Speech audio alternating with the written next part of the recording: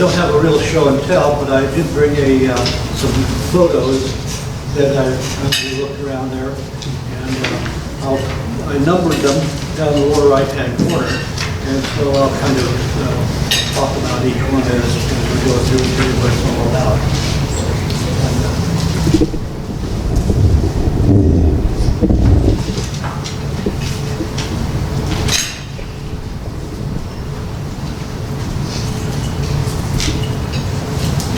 By way of introduction, I went to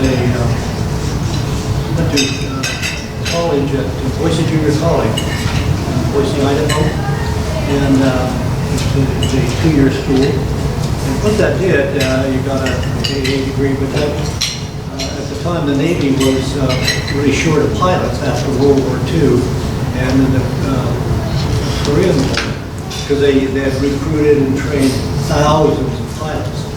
And then the war ended, and so they stopped all the training. And of course, pilots have a shelf life. They get old and expire. And so I got in that kind of warp area where they ended up short of pilots. So that they decided to get right out during the Korean War. The war became very unpopular, and then particularly as Vietnam was starting up, it was very hard to recruit people. And so that's why they wanted a 4-year college degree for all the naval officers, or all the officers, particularly the pilots. But they couldn't get a kid that got through 4 years of college, wasn't going to come in and go fly airplanes and get chewed up, because the mortality rate was very high in the Korean era. So that's how I got in, and then I took in the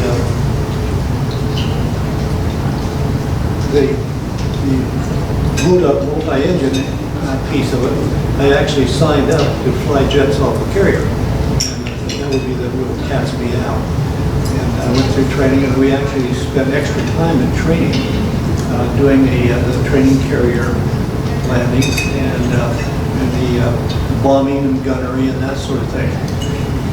Then they shipped me off to multi-engine, and I thought, you made a big mistake. I've extended it. And well, son, you'll be a good experience for you. And it turned out it really was. Once you got into the program, like you were up to here, and I didn't have time to worry about the other guy doing other things. But I did get to fly off a carrier eventually, because as the ship's company officer on 2 different carriers, they had the carrier only owned 1 airplane. It was the carrier on board delivery aircraft, or the COD, and all the others are tenants. It's just like you were an air station.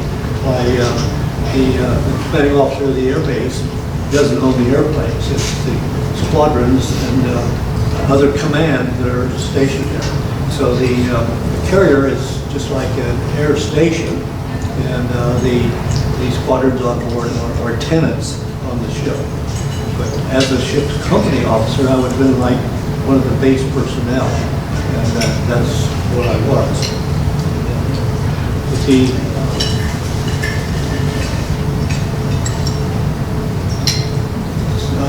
Getting kind of my job, though, Larry suggested, said, what do you guys want to talk about? And I came up with this subject that I thought would just be fascinating.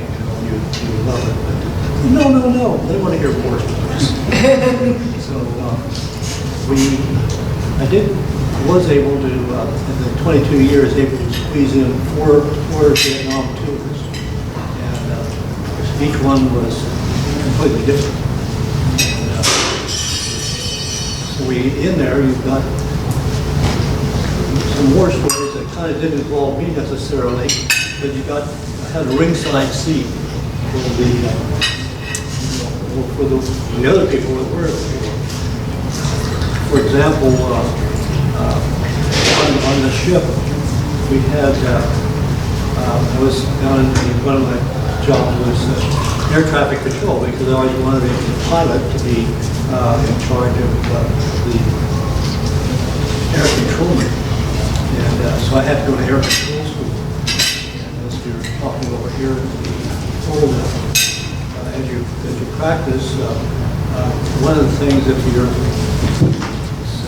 bringing in to shoot down an enemy there, you've got to be careful where you are, because when he blows apart, you can, all the shrapnel comes around, it's all the debris. So they always have to be, you position the fighter in the bogey over 1,000 feet higher than him. So that when he shoots, he's always shooting up with the homing missiles.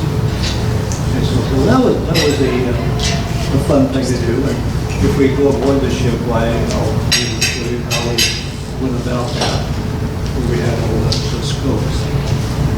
But I also didn't join the Navy to be an air controller. I joined to be the pilot. So I always wanted to drive, sitting in the front seat. But although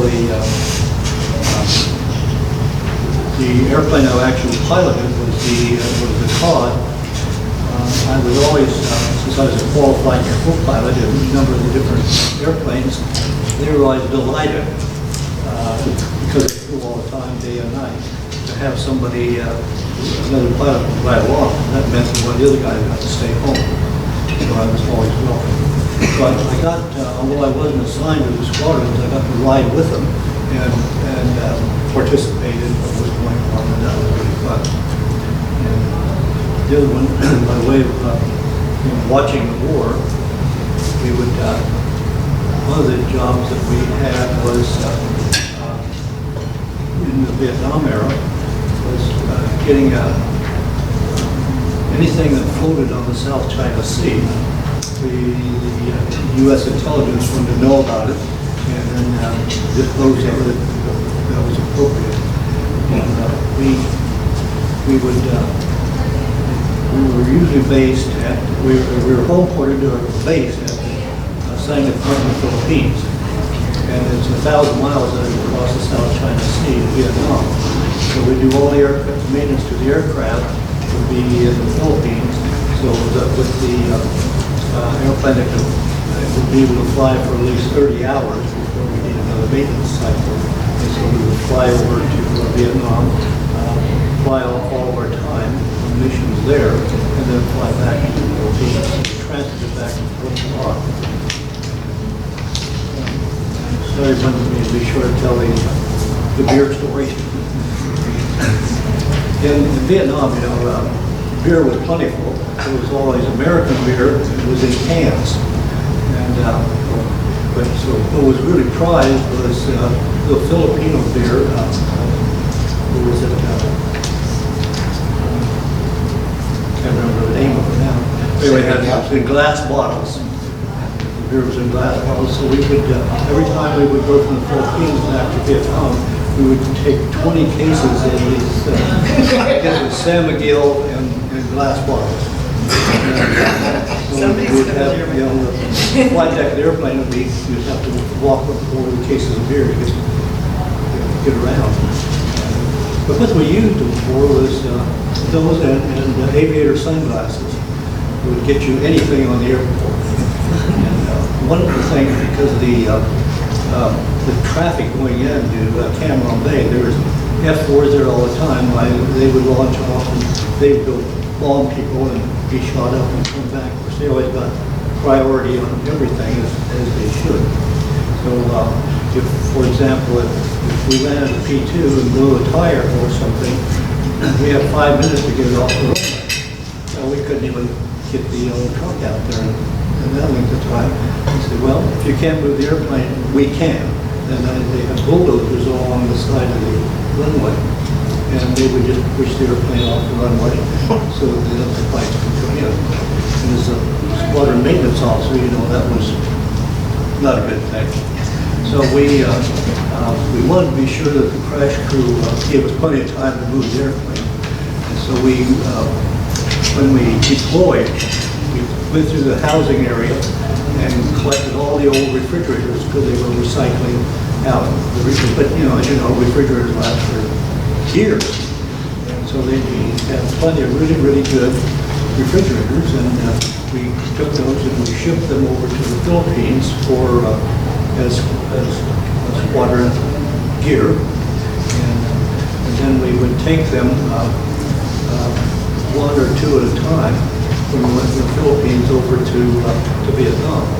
And we'd push them up to the bomb bay, and we had a rig so that if you had to, we could actually drop the refrigerator, but to lighten the load of the airplane. So when we landed there, the first thing the commanding officer did was made a call on the commanding officer of the air station, which is a courtesy, and delivered him a refrigerator with full of San Miguel beer. And then next, the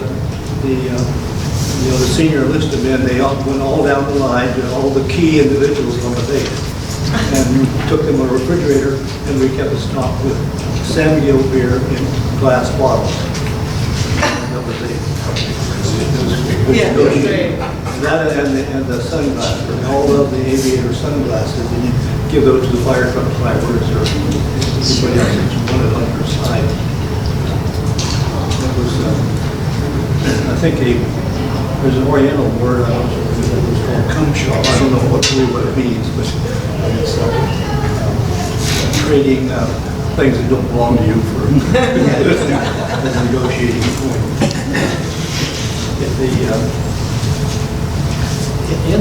Let's go to some of the pictures there. The photo that the top of the black right here, the first one is that this is the old peak. Somebody said it's a leftover World War II airplane, and had reciprocating engines, and jet engines hadn't been invented yet by that time. But it was such a good airplane that they were loading it up with more and more electronics, and it became very heavy.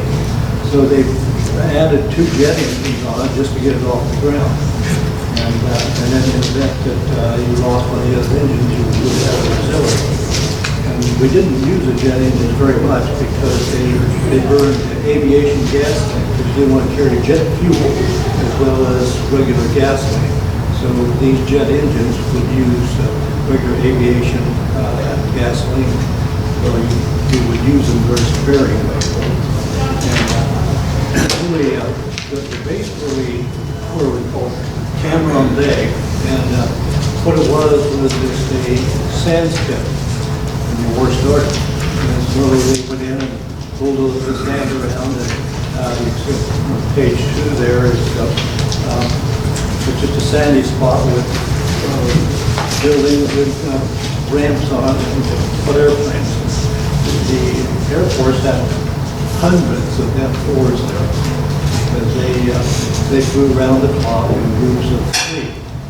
And there's always 6 or so F-4s lined up on the takeoff area, getting ready to roll.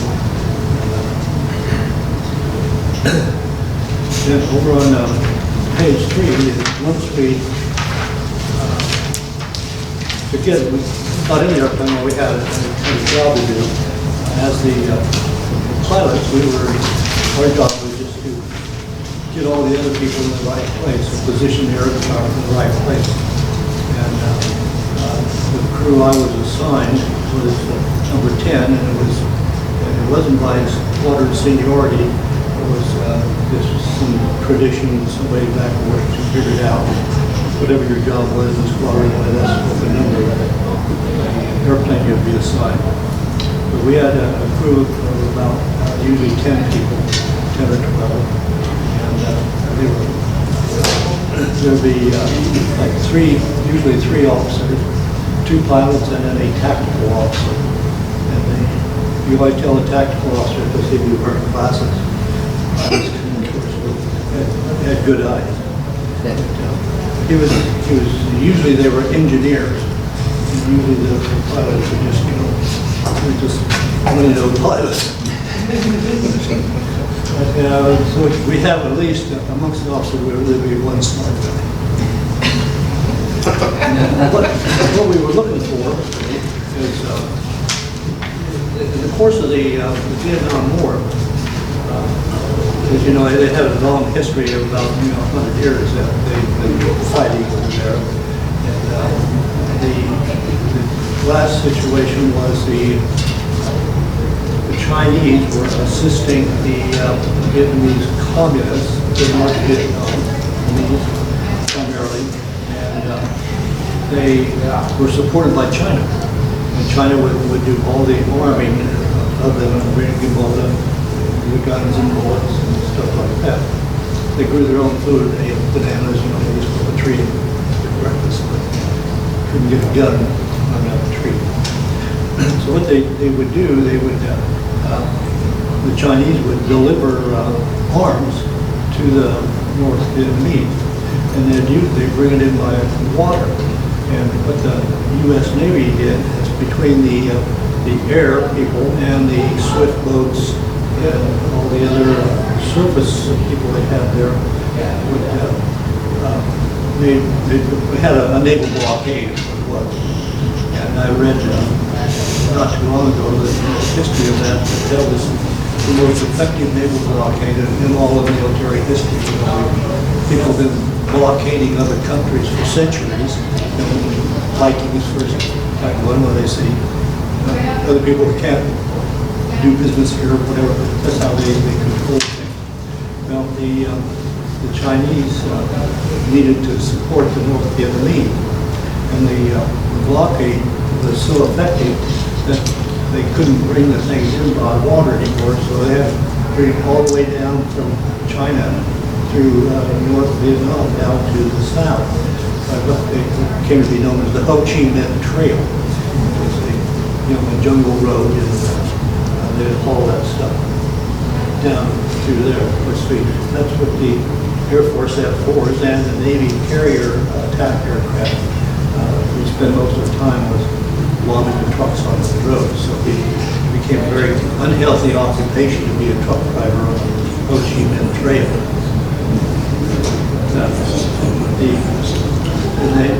The Chinese were always trying to figure out some way to do it. And over on page 4 of the little handout I gave you was one of the vessels they used was we call it a trawler, with a steel hull, little cargo ship, and had a diesel engine, and they could haul tons of arms and ammunition to that thing. And they did a whole lot. We go out and look at it. The whole thing was set up kind of in a hurry. And, on page 5 there, you can see this was our squadron headquarters. And the only really organized thing was the sign, because we have to sign things. We painted our own. And the rest of it was just kind of looked like something in a homeless camp. Plywood building. And, but they did have,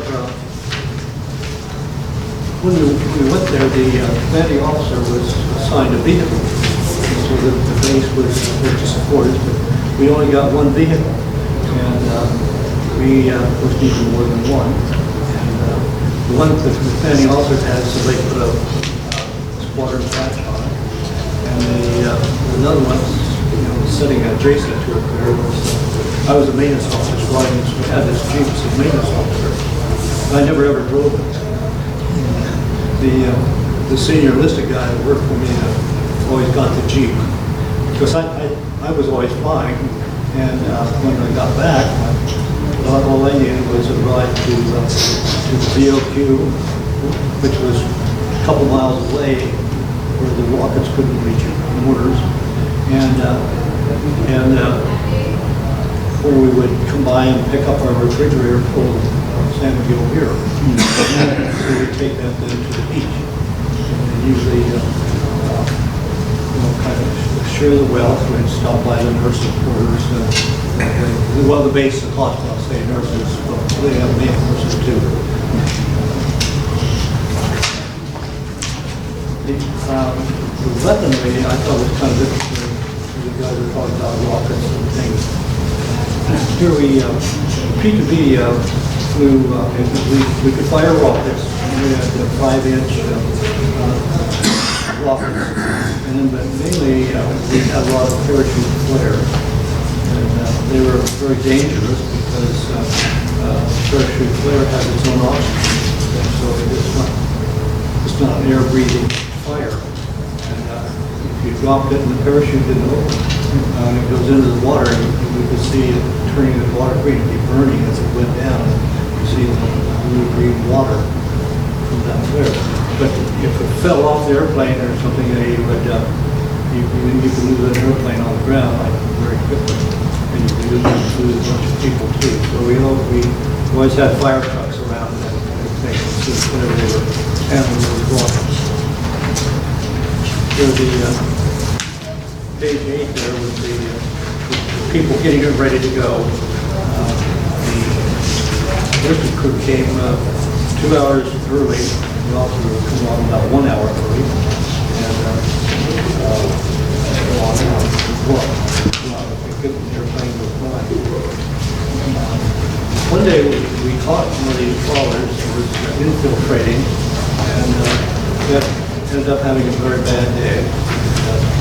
He was sunk, and we were towed into Da Nang, and I got to, one day after our flights, I landed at Da Nang. My crew and I went aboard that old trawler, that's page 10 there, or what was left of the trawler. It was still floating, and we went aboard for a photo opportunity. You probably find a little fat guy in there. So. Did your aircraft bomb it, or did you just no? We found it. Okay. And then called it in. Okay. But what we did, he was probably about 75 miles out. Well, not that far. Probably 50 miles out from the land, but he was heading toward the Seikei River, where they had people stationed that offloaded.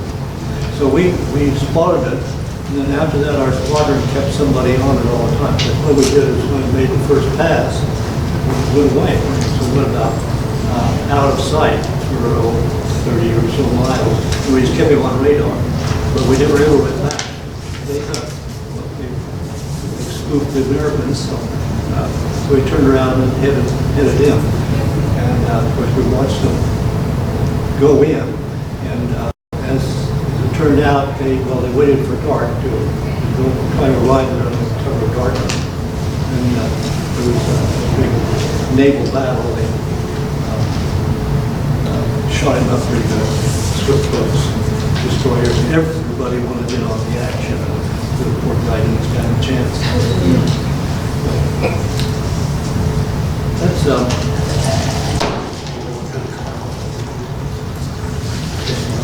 as a result of just finding that trawler, that was the only thing we did, but that was very significant. The Sergeant's Vice newspaper. For that, I got an air medal. Each of the enlisted men of the crew got a enlisted award. Anyway, with the combat week, the battle, we got this achievement. We didn't get shot at. We turned out the trawler that we caught. We thought they had it dressed up looking like a fishing boat, but under those nets on that trawler are 50 caliber machine guns. 50 caliber, is half an inch. That's a big bullet. The 51 caliber, right? What? The 51 caliber. Probably it was. We call them 50, but yeah, they were whatever they were. And like I said at the beginning, I actually never saw one. Well, I guess I did. Up too close. Well, that was again it was one of the most effective naval blockades in military history, and I really enjoyed being part of it. And I truly did enjoy it. It was a great thing to that great away from family and all that. But it was a great way to take a look at it. Okay, suppose we should let any questions or. Well, I just want to comment just on a personal note. When I got to know Max, what I thought was so interesting that his wife, who I didn't get to meet because she passed away, sounded like a saint. She raised 5 kids, and you know, you're familiar with where her husband's gone and she's home on her own raising these kids. It's like, and I think the wives had their own lives and they hung out together and. They had their own organization. You don't want to underestimate the power of a Navy wife. I had was on the ship one time, and one of the men in the work for me on the ship's company, his wife was ill and had some life-threatening ailment and had been taken to the Balboa Hospital in San Diego. And so my wife gets on the phone with the CEO, his wife, and they got one of another naval officer they know that sent a message to the ship. And so in the middle of the night, they came out and knocked on my door and said, "We got a message from your wife." And it was they asked me for this guy to go home, but we knew you couldn't just come home from the combat zone. It had to be a validated emergency, so an emergency leave. And so we got this guy and got him out of bed and said, you're going home. But we found that our air operations that there was an Air Force plane going nonstop around the world backwards to San Diego. And he landed in India.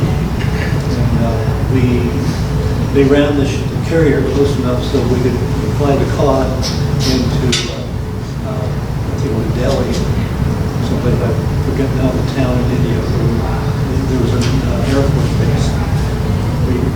I said, turn the carrier into the wind, launch the cod with this guy in it. He got on this Air Force base and got back to the hospital in San Diego in the South China Sea in time for in the Holy West Standard operation. So I said, you know, those chips can get things done. Okay, any other comments? Yeah, so the aircraft we had, that was a reconnaissance aircraft then? Your aircraft, it was a reconnaissance with... Yes. Okay, so I mean, they had all the high-tech computers and that type of thing? Yes, and that's what made it. They kept putting in all the avionics, it's made it heavy, so they had to put on extra engines to get it off the ground. But yeah, we had all the whiz-bang radar. In fact, the radar, it was really very good. You could see a periscope at 100 miles. So it was also for submarines too, right? Well, it was an anti-submarine was our big mission, but there were no submarines in the South China Sea. Right. It was too shallow. Okay, but basically for water, or did you go on land too? Well, it was land-based, but 99% of our flying was over water. Okay. So we spent our time over water. Yeah, because I know the triple canopy in Vietnam, I mean, to see down there like on the Ho Chi Minh Trail, you couldn't see it. You're right, and besides, there's a gun in that retreat. Right. So Maybe we were basically a flying gas tank with 12 people in it. And the single engine guys would be one guy with an armored airplane that's very fast. Right. And so they never would assign us where we'd be sure to be shot down. Yeah. So was there an altitude you had to fly at to get the radar working or something? Well, yes, the radar, the higher you are, the better. Oh, and okay. Generally, the longer you see, because theory. But we usually flew around about 7,000 feet or so. But a lot of our surveillance was visual. We would get a radar contact. We would go down and visually identify it, be sure we knew exactly what it was. So that's why we go up and down a lot. Okay. Always up to look around and down to look at it. I'm probably about out of time here.